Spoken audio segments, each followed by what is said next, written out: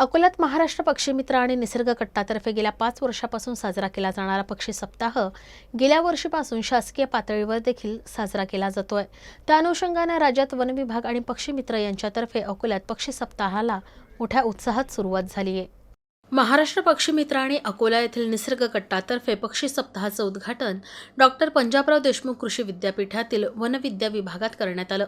यावेळी वनविद्या विभागाचे प्राध्यापक हर्षवर्धन देशमुख यांनी उपस्थित विद्यार्थ्यांना पक्षी आणि झाडं यांचं महत्त्व समजावून सांगितलं।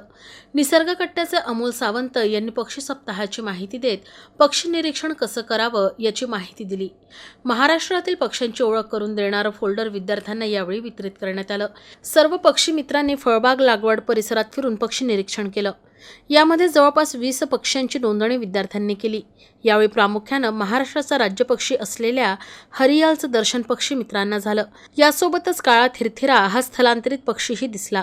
निसर्ग कट्ट्याचे संदीप वाघडकर, प्रदीप किडिले, डॉक्टर मिलिंद शिरभाते, डॉक्टर संतोष सुराडकर, आनंद पाचरे, गौरव झटाळे आणि निसर्गप्रेमींची उपस्थिती यावेळी होती। पक्षी सप्ताहात अंबरबर्वा अभयारण्यात स्लाइड शो, पक्षी निरीक्षण, चित्रकला स्पर्धा तसंच अकोला शहरात पक्ष्यांचे घरटे बनवा कार्यशाळा आणि वनविभागातील वनरक्षकांसाठी पक्षी निरीक्षण नोंदी याविषयी कार्यशाळेचं आयोजन करण्यात येणार असल्याची माहिती देण्यात आली।